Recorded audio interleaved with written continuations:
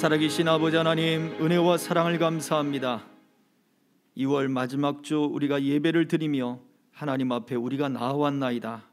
우리의 예배를 받으시고 우리의 마음을 받으시고 우리의 찬양과 우리의 기도를 받아 주옵소서. 내 영의 간구를 받으시며 내 마음의 진실함을 주님 보셔서 하나님이 오늘도 우리를 만나 주시고 우리와 교제하여 주시며 말씀하여 주시며 우리 영혼이 주님을 닮도록 우리가 아버지 이 땅 가운데 진정한 소망이 있도록 예수의 그 구원의 이름이 우리에게 소망이 되고 능력이 될 수 있도록 우리의 영혼을 고치시며 우리의 믿음을 고치시며 우리의 삶을 주장하여 주시옵소서. 아버지 하나님, 이 은혜가 아니면 날마다 아침마다 새롭듯 그렇게 새로운 긍휼이 아니면 주님 살아갈 수 없는 하나님 그러한 시대이며 또 그러한 존재임을 고백합니다. 아버지, 날마다 이 사랑에 잠이 깨게 하시고 날마다 이 사랑에 하나님 삶을 살아갈 수 있도록 이끌어 주시고 인도하여 주시옵소서. 오늘도 주님의 그 은혜들을 하나님 사모합니다.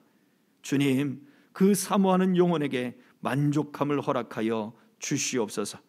나라 정세가 하나님 전쟁과 난리와 질병과 하나님 그러한 소문들로 또한 아버지 그러한 사건들이 하나님 우리를 위협하고 두려움에 떨게 하지만 예수 그리스도를 믿는 그 믿음이 우리에게 소망이 되고 힘이 되는 줄 믿사오니 우리의 삶을 주께서 이끄시고 인도하여 주옵소서. 어느 길이든지 어떠한 방향이든지 어떠한 형편이든지 우리 주님이 함께 하시면 능히 이길 수 있사오니 주님이 우리와 늘 동행하여 주시고 내 손을 붙잡아 주시고 우리 사랑하는 성도들 하나님 생명길의 동행자들 다 붙잡아 주시고 동행하여 주시고 위로하여 주시고 품에 안아 주시고 은혜의 날개 아래 덮어 주시옵소서. 오늘도 이 자리에 주님 앞에 예배하는 영혼들과 영상으로 예배하는 모든 영혼들 우리 동행자들 한 사람 한 사람 주께서 온전히 붙들어 주시고 붙잡아 주시고 예배 가운데 함께 해 주시기를 소망하오며 우리를 구원하신 우리 구주 예수 그리스도의 이름으로 간절히 기도하옵나이다. 아멘. 사도신경으로 신앙을 고백합니다. 전능하사 천지를 만드신 하나님 아버지를 내가 믿사오며 그 외아들 우리 주 예수 그리스도를 믿사오니 이는 성령으로 잉태하사 동정녀 마리아에게 나오시고 본디오 빌라도에게 고난을 받으사 십자가에 못 박혀 죽으시고 장사한 지 사흘 만에 죽은 자 가운데서 다시 살아나시며 하늘에 오르사 전능하신 하나님 우편에 앉아 계시다가 저리로서 산자와 죽은 자를 심판하러 오시리라. 성령을 믿사오며 거룩한 공예와 성도가 서로 교통하는 것과 죄를 사하여 주시는 것과 몸이 다시 사는 것과 영원히 사는 것을 믿사옵나이다. 아멘.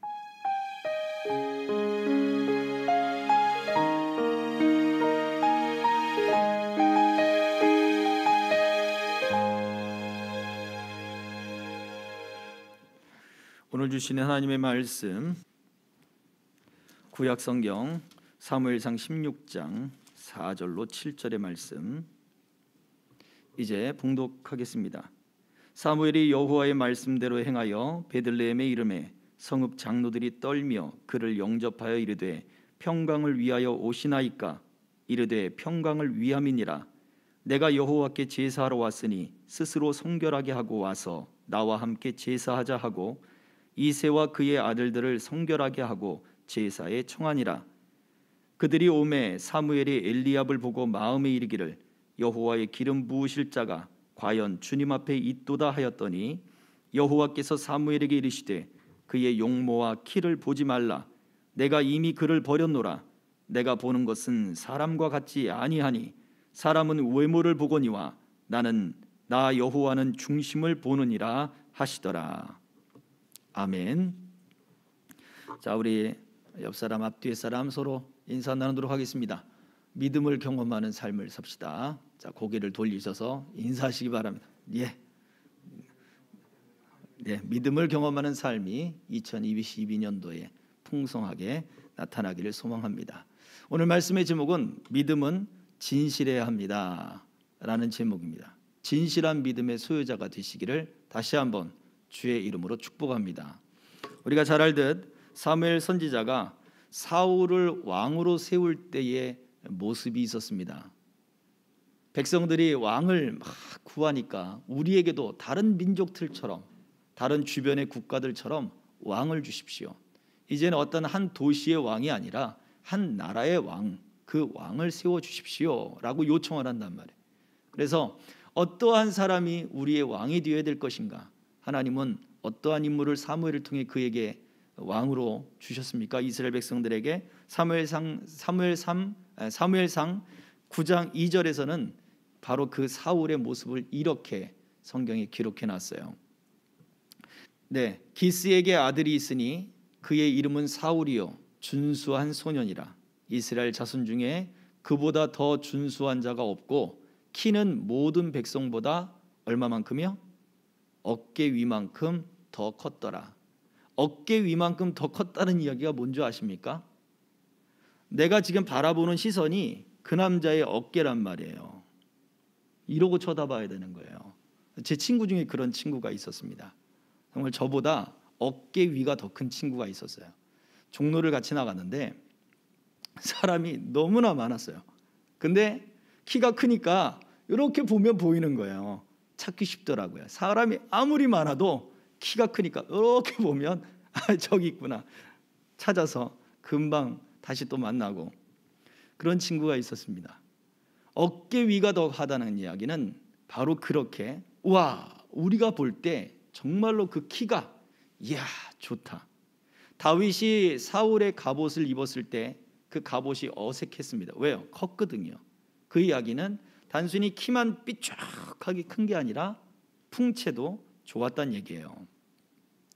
그리고 사울은 이게 역사 속에 다윗과의 그 어떤 그 싸움에 있어서 또 하나님이 버린 왕, 우리가 굉장히 또 싫어하고 미워하는 왕으로 적혀 있지만 주변 국가들에게 있어서만큼은, 특별히 이 블레셋 국가, 이 블레셋 나라에서만큼은 사울은 참 위협적인 존재였어요. 물론 다른 나라들도 마찬가지예요. 그런데 이스라엘 사람들에게는 진짜 왕으로서 주변 국가를 정복하고 전쟁마다 승리할 수 있는 왕의 조건이었던 거예요. 키도 크고 풍채도 좋고 싸움에도 능했던 사람이죠. 그랬던 사람이 처음에는 자기 자신을 잘 드러내지 못하는 성격이었단 말이에요. 쑥스러워하고 숨고, 나 같은 사람이 무슨 왕이 되겠습니까 하고 소극적인 자세를 가졌던 사람이에요. 하나님은 풍채도 있고 그리고 키도 크고 싸움에도 능할 줄 아는 그러한 단호적이고 결단력이 있는 사람임에도 불구하고 그가 겸손했을 때 그를 사용했다 그랬어요. 그러나 이스라엘 백성들은 무엇을 보았습니까? 사울이 그렇게 키가 크고 풍채가 좋은 바로 그 모습을 이스라엘 백성들은 환호하고 그리고 격려하고, 야, 하나님이 우리에게 정말 좋은 왕을 주셨다라고 말을 했단 말이죠. 그런데 어떠한 사람들은 사울이 쑥스러워하고 그 기구 뒤에 숨고 하는 그런 모습을 보고, 아유, 저딴 게 어떻게 왕이 될 수 있겠어, 겉모습만 보고 그렇게 판단하는 사람들도 있었단 말이죠. 그랬던 사람들이 정복전쟁에서 승리하고 싸움에서 승리하니까, 야, 누가 사울이 왕이 될 수 없다고 이야기했었냐, 그 사람을 죽여버리리라, 뭐 이런 사람들로 확 바뀌어버렸던 거죠. 자, 그런데 사무엘은 정말로 그 사울의 키와 용모와 어떠한 풍채와 이런 모습들을 보고 하나님이 정말로 우리에게 주신 왕이다, 백성들이 환호하고 그리고 그렇게 섬겼던 왕으로 40년이나 통치를 했으니, 그리고 사울이 악신에 들려서 이렇게 막 미친 짓을 하는데도 불구하고 백성들이 따라주잖아요. 40년 구테타를 일으키지도 않고 굉장히 백성들이 좋아했던 왕인 것을 알 수가 있는 거예요. 자, 그런데 또다시 이러한 그때의 실망감이 이 사무엘에게는 엄청나게 컸음에도 불구하고 또다시 사무엘이 봤던 것이 있습니다. 참 이게 희한한 일이에요. 오늘 본문의 말씀 6절 7절을 보면 이렇게 기록하고 있죠. 그들이 오매 사무엘이 엘리압을 보고 마음에 이르기를, 뭐라고 얘기합니까? 여호와의 기름 부으실 자가 과연 주님 앞에 있도다 라고 이야기했단 말이죠. 사무엘상 16장 6절 본문에 이야기하고 있어요.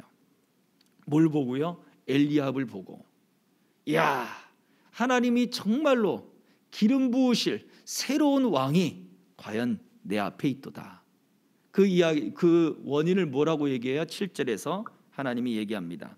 여호와께서 사무엘에게 이르시되 그의 용모와 키를 보지 말라. 사무엘이 뭘 본 거예요? 결국 엘리압의 용모와 키를 보았습니다.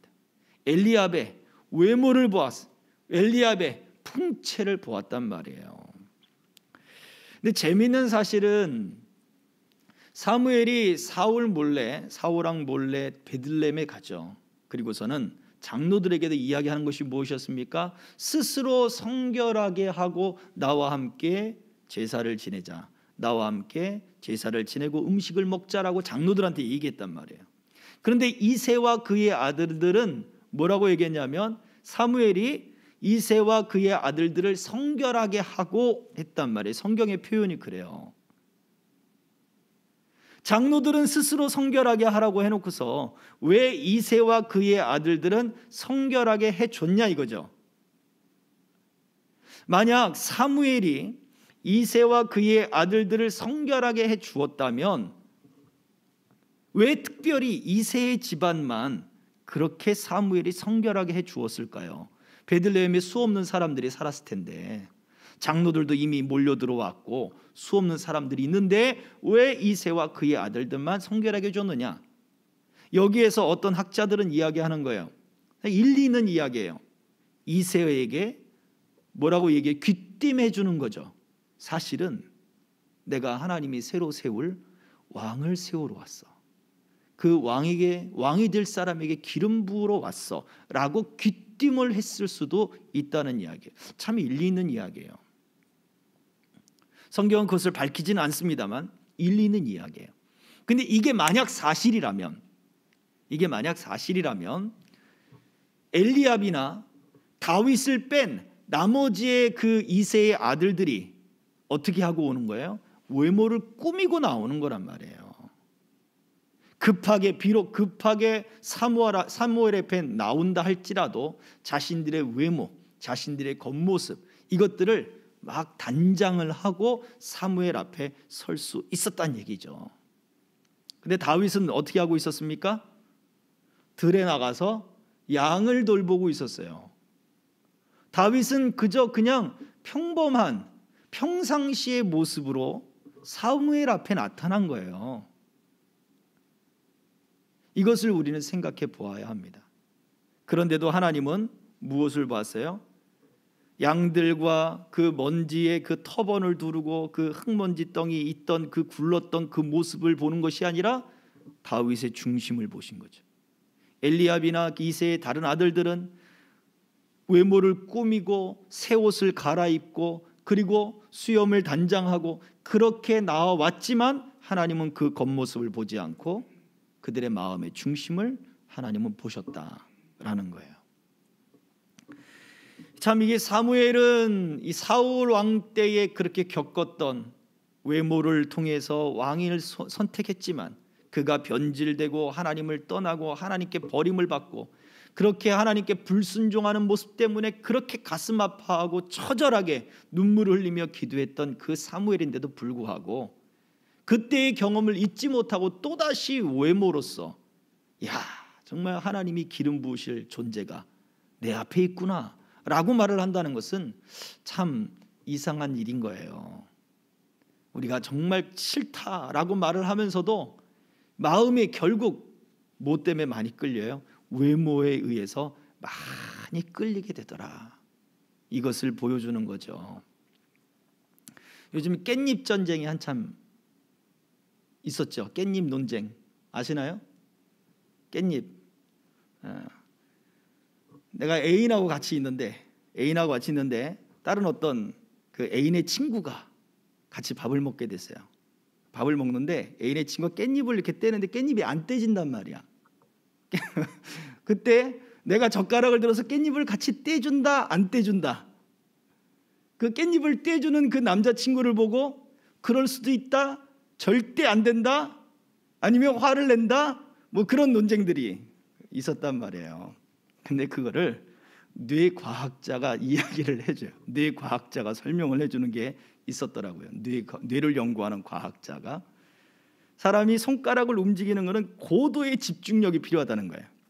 그 집중력은 뇌에서 호르몬들이 분비되면서 그 집중력을 발휘하게 되는데 에너지를 사용하게 된다는 거죠.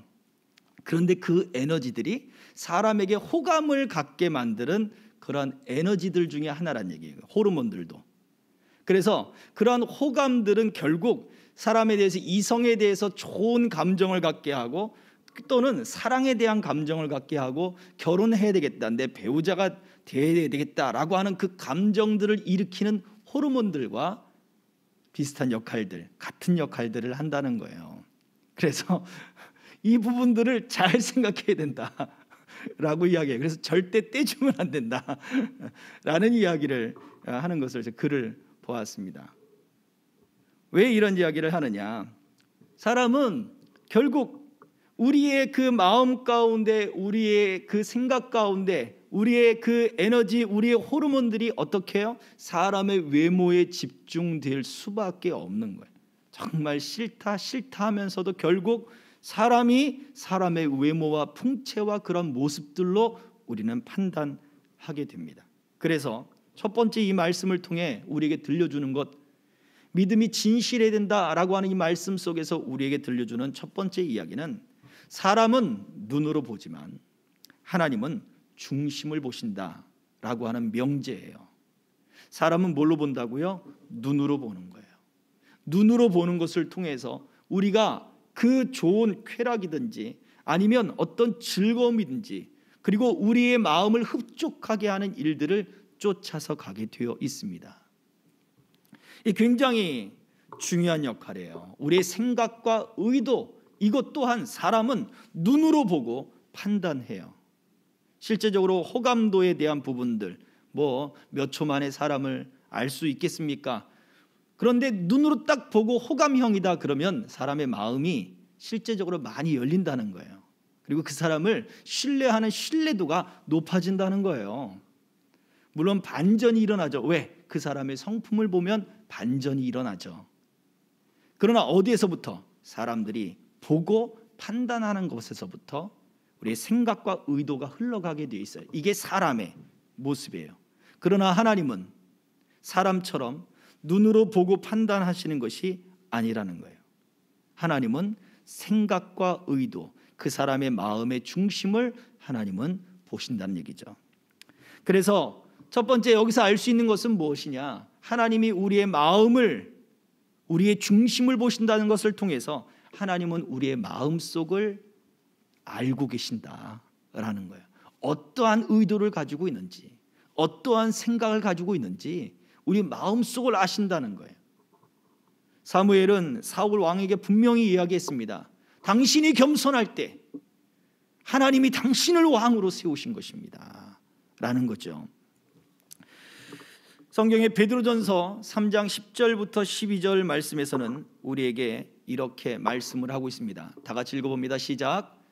그러므로 생명을 사랑하고 좋은 날 보기를 원하는 자는 혀를 금하여 악한 말을 그치며 그 입술로 거짓을 말하지 말고, 11절, 악에서 떠나 선을 행하고 화평을 구하며 그것을 따르라.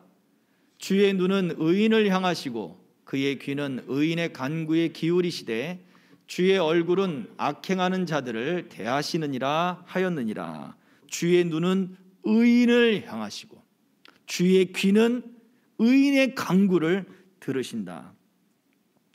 하나님은 우리의 생각과 마음을 아시기 때문에 성경에는 하나님의 눈과 하나님의 귀, 이렇게 표현해야 우리가 알아듣기 때문에 이렇게 말하고 있는 거예요. 왜? 우리가 눈과 귀로 판단하기 때문에. 그러나 하나님도 우리의 눈과 우리의 귀를 통하여 판단하듯 하나님도 하나님의 눈과 귀를 통하여 우리의 모든 것을 아신다. 우리 의인이 어떠한 마음을 가지고 있는지, 어떠한 마음의 선함을 가지고 있는지 그 마음의 중심을 보시며 의인을 보시고 의인의 간구를 들으신다라고 말씀해 주고 있는 거예요. 그래서 베드로 사도는 뭐라고 얘기했어요? 악한 말을 금하고 그 입술로 거짓을 다 버려라. 악에서 떠나서 선을 행하라. 악과 선이라고 하는 것은 결국 이것은 어떠한 일을 했기 때문에 악이요 어떠한 일을 했기 때문에 선이라고 하는 것이 아니에요. 이것은 개념적인 요소도 포함되어 있어요. 마음의 동기적인 요소가 포함되어 있는 거예요. 어떠한 생각을 가지고 그 일을 했는가. 우리는 행동의 결과를 보고서 저 사람이 잘했다 못했다고 이야기해요. 그렇죠? 어떠한 동기를 가지고 있는지 우리는 밝힐 수가 없어요. 결과가 좋으면 좋았다. 야, 너 잘했다. 사실은 아닌데 다른 거 하려고 한 건데 이렇단 말이에요. 그런데 하나님은 그 속에 있는 동기를 보시는 거예요. 악한 동기로 하는 건지 선한 동기로 하는 건지 하나님은 그것을 다 알고 계신단 말이에요. 그래서 베드로 사도가 악에서 떠나라, 선을 쫓아라 라고 말을 하고 있는 거예요. 그러면 악을 떠나고 선을 쫓는 것은 무엇입니까? 악한 말을 버려. 구체적인 행동을 이야기해 주는 거죠. 그렇게 하나님이 싫어하는 행동들을 버리기 시작하면 어떻게 해요? 하나님을 원하시는 그 선이 무엇인가를 점점 알아서 쫓아가게 되어 있다는 이야기죠. 그래서 악에서 떠나라, 악한 말을 버려라, 거짓을 버려라. 그 마음 속에 담겨 있는 좋지 않은 의도들과 그 마음의 상태들을 버리라고 말해주고 있는 거예요. 하나님은 사람은 눈으로 판단하지만 하나님은 중심을 보신다는 이야기는 결국 하나님은 어떻게 해요? 인간의 마음의 상태를 보시고 사람을 어떻게 해요? 판단하시고 심판하신다는 것을 말해줘요. 그래서 우리는 마음에 좋은 기질을 가져야 되고 또 우리 마음 가운데 거룩함 이것들을 채워나가는 것이 우리에게 중요한 거예요. 좋은 기질을 갖는 거, 거룩함을 채워나가는 거. 자, 베드로전서 3장 3절과 4절이에요. 같이 읽겠습니다. 시작. 너희의 단장은 머리를 꾸미고 금을 차고 아름다운 옷을 입는 외모로 하지 말고 오직 마음에 숨은 사람을 온유하고 안정한 심령에 썩지 아니할 것으로 하라. 이는 하나님 앞에서 값진 것이니라. 아멘. 마음에 좋은 기질을 갖는 것은 외모, 풍채를 꾸미는 것이 아니다 라고 말해주고 있어요. 사무엘이 이새와 그의 아들들을 성결하게 해서 귀띔을 해주었다면 엘리압과 그의 형제들은 외모를 꾸미고 사무엘 앞에 나타났을 것에 분명합니다. 머리에 기름도 바르고 그렇게 왔겠죠. 그러나 하나님은 중심을 보신다. 결국 베드로 사도가 이야기하는 것과 같습니다. 머리를 꾸미고 단장하고 그것이 하나님 앞에 아름다운 것이 아니다. 좋은 기질이 아니다.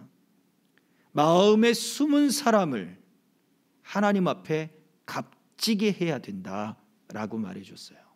우리의 내적인 사람, 우리 내적인 심령, 우리 내적인 생각들 이것이 하나님 앞에 값진 것이 되게 해야 되는 거예요. 그러니 하나님 앞에 값진 것이 무엇일까? 우리가 사람이 인생을 살아가는 데 있어서 정말 사람답다라고 하는 그런 가치관들 이것들은요 세상에 우리가 가지고 있는 시대관, 세계관, 가치관에 따라서 이것이 점점 바뀌어요. 변해요. 지금 우리는 민주주의 사회에 살고 있기 때문에 민주주의 영향들을 우리가 계속해서 받고 자라왔잖아요. 그러나 전혀 다른 사회주의라든지 그런 사회주의를 경험한 사람들은 그들의 가치와 그들의 경험에 있어서 무엇이 가장 인간답다고 이야기를 할까요? 우리와 전혀 다른 개념들을 이야기할 수 있는 거예요.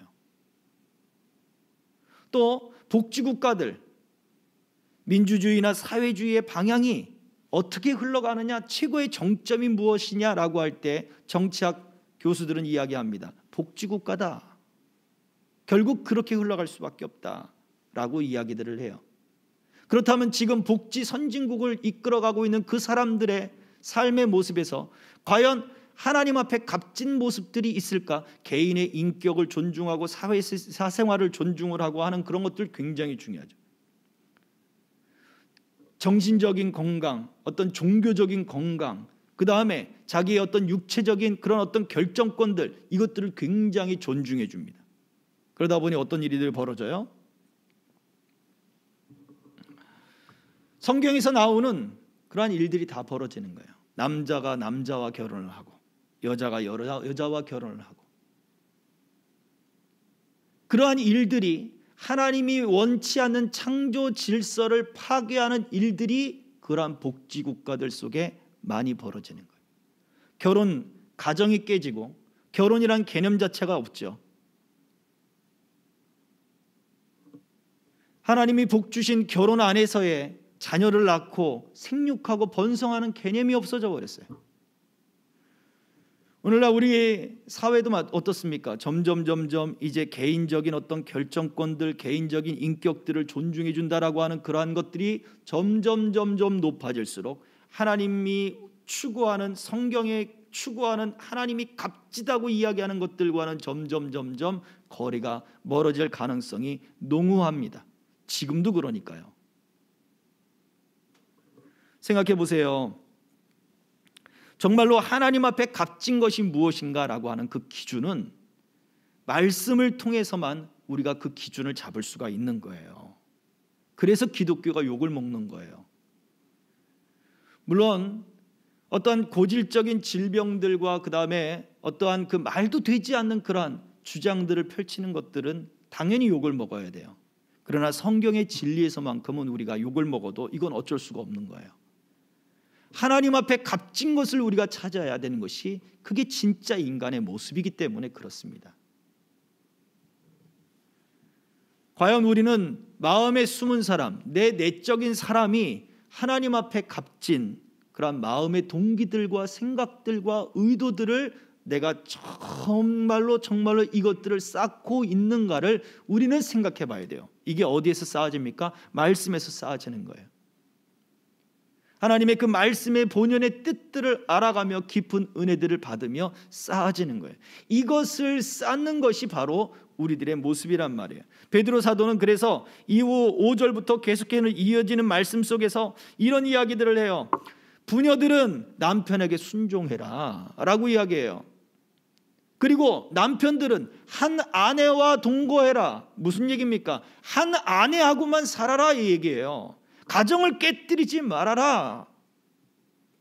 그리고 그 한 아내, 동거하는 그 아내를 귀히 여겨주라. 가정의 모습들이 바로 이렇게 깨지면 안 된다. 그리고서는 형제들, 주변에 있는 사람들을 불쌍히 여기고 사랑해주고, 그리고 그들에게 복을 빌어주고, 악을 악으로 갚지 말고 욕을 욕으로 갚지 말아라 라고 말해주는 삶의, 그리스도인으로서의 삶의 모습을 보여주고 있습니다. 우리가 왜 그런 얘기를 들으냐 이거예요. 세상 사람들은 한번 싸워도 술 한잔 먹으면 금방 털어낸다고 하는데, 교회 다니는 사람들은 한번 싸우면 평생 원수가 된다고. 우리가 왜 그런 말을 들어야 합니까? 그리스도인들은 정말로 우리가 하나님 앞에 우리의 속사람들을, 우리가 하나님 앞에 값진 것들을 우리 인생 속에 정말로 우리가 만들어가고 있다면 우리가 더 사회 가운데 본이 되고 빛나는 그런 모습들을 나타내야 되는 거죠. 하나님께 대한 좋은 마음의 기질을 가져야 합니다. 왜? 하나님은 마음을 보시기 때문에. 그래서 우리의 믿음이 마음의 정말 좋은 기질들과 만나야 되는 거예요. 우리가 왜 순종해야 됩니까? 왜 아내를 사랑해야 됩니까? 왜 가정을 이루어야 됩니까? 왜 욕을 욕으로 갚지 말고 악을 악으로 갚지 말고 왜 도리어 복을 빌어주는 그러한 손해보는 삶을 살아야 합니까? 라고 할 때 우리의 믿음이 마음의 좋은 기질들을 합칠 수 있게 하기 위해서예요. 우리의 믿음이 하나님께 값어치 있고 우리의 믿음이 하나님께 가치 있게 만들기 위해서예요. 왜? 하나님은 우리의 마음을 보시기 때문에 그래요. 두 번째입니다. 믿음은요, 이처럼 진실한 마음과 합쳐져야 된다. 이미 말씀드린 대로 진실한 마음과 합쳐져야 됩니다. 놀랍게도 모세가 하나님의 약속의 땅 가나안 땅을 바라보며 요단강 건너편 언덕에서 이스라엘 백성들과 가나안 땅에 들어가기 전에 그 가나안 땅을 바라보며 이스라엘 백성들에게 했던 말씀들이 있어요. 근데 그 말씀들에는 너희가 그 가나안 땅에 들어가면 속히 멸망할 것이다. 거기서 하나님이 너희를 금세 흩어버리실 것이다. 살아남는 자가 얼마 남지 않을 것이다. 포로로 끌려갈 것이다. 이런 이야기들을 했단 말이에요. 심지어 하나님이 이스라엘 백성들을 버리시는 것처럼 광야 40년 동안에 그들과 동행하셨던 하나님이 그들을 버리지 않고 그들을 인도하셨는데도 불구하고 하나님이 그들을 버리신 것 마냥 너희가 돌이나 나무로 만든 그러한 우상들을 섬기게 될 것이다 라고 말을 하고 있단 말이에요. 에이 설마요. 우린 절대 그런 일 없습니다. 신명기 4장의 이야기예요. 왜 모세가 이처럼 참혹한 이야기를 했을까요? 그러나 4장 29절, 신명기 4장 29절에 모세는 이렇게 희망적인 이야기를 합니다. 같이 읽어볼까요? 시작. 그러나 내가 거기서 내 하나님 여호와를 찾게 되리니 만일 마음을 다하고 뜻을 다하여 그를 찾으면 만나리라. 진실된 마음이 있는 그 믿음을 가지고 있으면 하나님이 비록 너희를 흩으신다 할지라도, 비록 남는 자가 얼마 되지 않는다 할지라도, 너희가 속히 하나님을 떠났다 할지라도, 하나님이 그래서 너희를 떠나서 너희가 하나님을 찾기 위하여 다른 엉뚱한 길로 가서 나무나 돌로 만든 그러한 우상들 앞에 서 있는 그러한 참혹한 현실이 된다 할지라도, 무엇이 있는 사람, 진실한 마음이 있는 사람이 돌아서서 하나님을 찾으면 어떻게 되리라? 만나리라. 하나님이 만나주시리라. 오늘날 시대가 바로 그와 같은 시대 아닙니까? 속히 하나님을 떠나버리는 시대. 우리는 부흥을 경험했던 그러한 시대입니다. 부흥을 자랑했던 그러한 시대고, 한국 교회의 어떤 성장을 자랑했던 세계의 어떤 유명한 부흥사들을 배출하고 또 그런 집회들을 많이 열고 은사와 능력들을 자랑했던 그 시대가 바로 불과 몇 년 전이란 말이에요. 오늘날 어떻습니까? 오늘날 어떠세요? 속히 우리가 하나님을 떠났고 하나님이 우리를 떠나신 것 마냥 은혜는 사라지니까 스킬을 가지고, 그 다음에 또 하나님의 능력이 사라지니까 어떠한 도구들과 어떠한 그런 어떤 과정들과 이런 것들을 가지고 우리가 사람들을 붙잡고 하는 그러한 일들이 교회 안에 많이 벌어지지 않습니까? 마음이 진실하면, 진실한 믿음이 그 마음과 함께하면 어떻게 해요? 하나님 앞에 뜻을 돌이킬 수 있고, 하나님이 그 진실한 마음을 가지고 그 믿음으로 하나님을 찾는 사람을 하나님이 만나 주시리라 라고 약속을 하고 있습니다. 그러므로 모세는 이어서 신명기 6장에서 명제와도 같이 이렇게 말씀을 했어요. 4절과 5절입니다. 다 함께 봉독하겠습니다. 시작. 이스라엘아 들으라. 우리 하나님 여호와는 오직 유일한 여호와이시니 너는 마음을 다하고 뜻을 다하고 힘을 다하여 내 하나님 여호와를 사랑하라. 아멘. 예수님은 이것을 뭐라고 얘기했죠? 이것이 크고 첫째 되는 계명이라고 말해줬어요. 마음을 다하여 사랑하라. 그 이야기는 너희가 믿음을 가지고 있다면 그 믿음에 진실한 마음을 합해라 이야기예요. 바울 사도도 이것을 해서 우리에게 이야기합니다. 우리에게 경고하는 이야기가 있어요. 진실한 마음을 합하지 않았을 때에 나타나는 일들. 히브리서 4장 1절과 2절입니다. 같이 읽겠습니다. 시작. 그러므로 우리는 두려워할지니 그의 안식에 들어갈 약속이 남아있을지라도 너희 중에는 혹 이르지 못할 자가 있을까 함이라. 그들과 같이 우리도 복음 전함을 받은 자이나 들은 바 그 말씀이 그들에게 유익하지 못한 것은 듣는 자가 믿음과 결부시키지 아니함이라. 무엇을 두려워합니까? 우리에게 약속이 있다 할지라도 거기에 들어가지 못할 자가 있다. 이유가 뭐예요? 믿음과 결부시키지 않았기 때문이다. 말씀을 들었는데 믿음과 결부시키지 않았다. 그 이야기는 뭡니까? 말씀을 듣고 복음을 들었는데 그 믿음이 진실되지 않았기 때문에 실천하지 않았다는 얘기예요. 진실한 마음이 없으면 말씀을 따르지 않아요. 믿음의 진실을 더하지 않으면 안 해요. 생각해 보세요. 진실하지 않은데 행동을 할 것 같아요. 그건 위선이죠. 진실한 마음이 있어야 그 믿음이 진짜가 되는 거죠. 그런 진실한 마음이 없는데 겉으로 했어요. 그게 위선이에요. 바리새인과 그리고 사두개인들의 누룩을 조심해라. 그들의 위선을 조심해라고 예수님 말씀하셨잖아요. 과연 나는 진실한 마음을 믿음에 심어서 그 믿음과 합해서 진실한 마음을 따라 내가 행동하고 있느냐, 이거예요. 오늘 우리가 예배를 드리는 지금 이 행위도 정말 진실한 마음을 담아서 우리가 예배를 드리느냐, 이겁니다. 그래야 하나님이 우리에게 진정으로 원하시는, 우리를 만나주시고 우리를 찾으시고 우리를 발견하시는 그 요소가 우리에게 세워지는 거예요.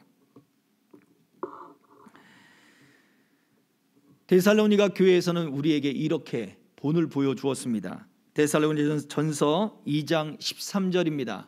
다 같이. 이러므로 우리가 하나님께 끊임없이 감사함은 너희가 우리에게 들은 바 하나님의 말씀을 받을 때에 사람의 말로 받지 아니하고 하나님의 말씀으로 받음이니 진실로 그러하도다. 이 말씀이 또한 너희 믿는 자 가운데에서 역사하느니라. 아멘. 무엇이 살아 역사하는 믿음이 되게 했습니까? 진실한 마음으로 그 말씀을 받을 때예요. 우리의 믿음이 그 진실함과 합쳐질 때 믿음이 움직인다고요. 믿음이 일한다고요. 하나님의 일들이 일어난다고요. 역사가 되는 거예요.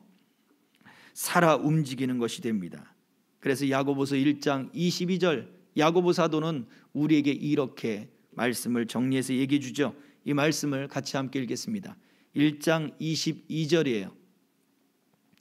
야고보서 1장 22절 같이 읽습니다. 시작. 너희는 말씀을 행하는 자가 되고 듣기만 하여 자신을 속이는 자가 되지 말라. 아멘. 듣고 행하지 않으면 예수님 뭐라 했습니까? 그 기초를 모래 위에 지은 사람과 같다라고 했어요. 야고보 사도는 말씀을 듣고 행하지 않으면 뭐라 했습니까? 거울을 보고 뭐가 묻었네 하고 돌아서는 사람이라 했어요. 고치지 않는 사람이라 그랬어요. 진실한 마음이 없으면 행동하지 않아요. 믿음의 진실을 더하지 않으면 고치지 않아요. 바뀌지 않아요. 사람은 눈으로 보지만 하나님은 마음을 보십니다. 우리의 마음에 무엇이 있는지를 아십니다. 그래서 우리가 하나님 앞에 우리 마음 속에 정말 가치 있는 것이 무엇인가, 하나님을 가치 있게 정말 하나님 앞에 값진 것으로 내놓을 수 있는 그런 마음의 생각들과 그런 자세들과 그런 거룩함들을 더 많이 쌓아야 돼요. 그런 마음의 자세를 갖도록 우리가 기도해야 돼요. 그래서 이처럼 하나님 앞에 값진 것이 무엇인가를 깊이 생각한다면 지금 내가 가지고 있는 믿음에 지금 여러분의 그 마음을 합하십시오. 그러면 예수님이 바로 우리의 지금 이 모습 이대로 우리를 부르셨기 때문에 우리를 받으시고 우리가 더 하나님 앞에 값진 그런 모습을 갖도록, 예수님을 닮아가도록 우리의 삶을 이끌어 주실 줄로 믿습니다. 바로 이러한 사람이 하나님께 복을 받으리라 라고 25절에서는 이야기하고 있는 거예요. 저와 여러분들이 오늘 말씀처럼 중심을 보시는 그 하나님 앞에 값진 것이 무엇인가를 더 깊이 생각하고 우리의 믿음의 진실한 마음을 합쳐서 하나님 앞에 그러한 믿음의 삶들을 드리며 또 이러한 믿음의 삶을 걸어갈 수 있는, 그래서 믿음의 역사가 살아서 움직이도록 우리가 마음에 소원하고 기도하는 것 가운데 하나님의 믿음이 살아서 역사하도록 이런 믿음을 강구하고 진실된 마음을 담아낼 수 있는 저와 여러분 되시기를 주의 이름으로 축복합니다. 아멘. 기도하겠습니다. 이 시간에 말씀을 생각하며 하나님 앞에 기도합시다. 내 마음을 아시는 주님, 또 내 마음의 생각과 의도를 살피시는 주님, 내 마음의 속사람이 하나님 앞에 더 값진 것들로 쌓여지게 하옵소서. 주의 말씀이 내 안에 더 깊이 깨달아지게 하시고 세상의 삶의 방법이 아니라 하나님의 삶의 방법을 따라 더 하나님 마음을 다해 살아갈 수 있도록 나를 이끌어 주옵소서. 나는 아직 완성되지 못했고, 나는 아직 성숙되지 못했고, 나는 아직도 어리고 주님 연약합니다. 그러나 이 모습 이대로 부르신 주님, 내가 여기에서 머물러 있지 않게 하시고 하나님의 은혜 가운데 진실한 마음을 더해서 더 주님을 닮아가는 것으로 하나님 더욱더 성장해 가게 하여 주시옵소서. 이 시간에 같이 기도하겠습니다. 할렐루야. 살아계신 아버지 하나님, 은혜와 사랑에 감사합니다. 아버지 하나님, 사람은 눈으로 보지만 하나님은 우리의 마음을 보시며 중심을 살피시는 주님이라 말씀하셨습니다. 아버지 하나님, 하나님이 내 중심을 살피실 때에 더 하나님이 기쁘시게 하는 삶을 주님 온전히 살아가도록 이끄시고 역사해 주시옵소서. 아버지 하나님, 그 믿음과 그 은혜를 따라 하나님 앞에 살아갈 수 있는 그 소망이 하나님 넘쳐나게 하시고 은혜 가운데 있게 하여 주시옵소서. 나는 지금 연약하고 나는 부족하지만 우리 주님이 나를 온전히 붙드시며 아버지 하나님, 내 삶이 더욱더 새로워지며 날마다 더욱더 힘이 있어지며 은혜가 있어질 줄 믿사오니 아버지 하나님 앞에 우리 진실한 마음을 담고 그 진실한 마음으로 하나님 앞에 서게 하시고 하나님을 기쁘시게 하는 삶으로 주님 설 수 있도록 이끄시고 인도하여 주옵소서. 우리 안에 착한 일을 시작하신 주님의 그 역사가, 복음의 역사가, 말씀의 역사가 우리 믿음을 새롭게 하시고 하나님의 뜻을 이루어가도록 삶을 이끄시고 인도하여 주시옵소서. 예수 그리스도의 이름으로 기도하옵나이다. 아멘. 참 좋으신 아버지 하나님, 감사합니다. 하나님 앞에 우리의 삶을 드리려고 또 믿음으로 산다고 우리가 이야기합니다. 과연 우리는 얼마나 진심으로 하나님 그 믿음에 합했는가? 얼마나 아버지 그 진심을 가지고 하나님 앞에 값진 것을 우리 마음 가운데 쌓고 더 하나님 앞에 값진 그런 마음의 자세를 갖도록 우리가 그렇게 관심을 가졌는가를 주님 생각해 봅니다. 오늘 이 말씀이 우리에게 다시 한번 더 깊은 생각을 갖게 하시고 이제 이후로 우리가 진실된 마음으로 말씀을 받고 진실된 마음으로 말씀에 순종하고 진실된 마음으로 그 믿음과 합하여 하나님 앞에 설 수 있도록 우리를 붙들어 주시옵소서. 예수 그리스도의 이름으로 기도하옵나이다. 아멘. 우리 함께 찬양하며 예물 드리도록 하겠습니다. 은혜로다 찬양합니다. 우리 헌금은 들어오실 때 저 입구에서 드리도록 합니다.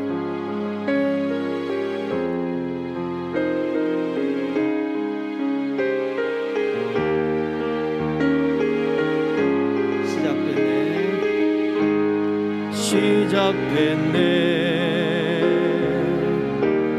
우리 주님의 능력이 나의 삶을 다스리고 새롭게 하네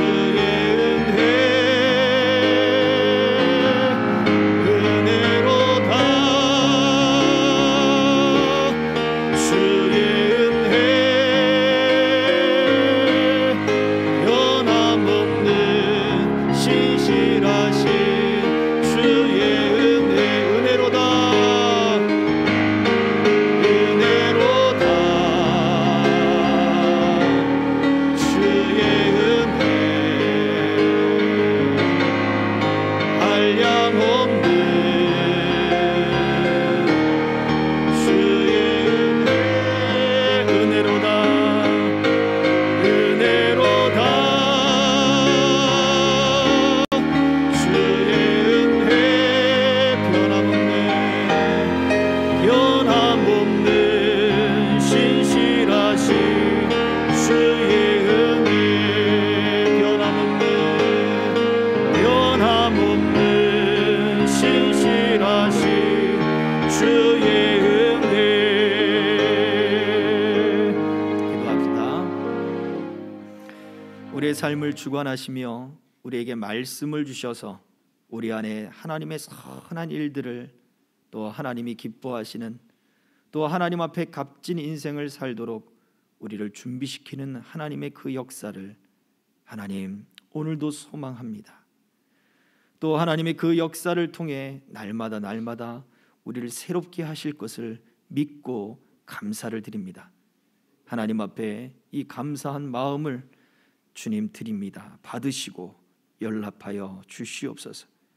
우리의 삶으로 하나님 앞에 예배하며 우리 삶에서 흘리는 그 눈물과 땀과 모든 수고와 노력들이 하나님 앞에 값진 것들이 되게 하시고 믿음의 진실한 것들이 되도록 하나님 붙들어 주시옵소서. 오늘 우리가 이렇게 하나님 앞에 예배할 수 있도록 우리를 불러 모아주신 것 감사합니다.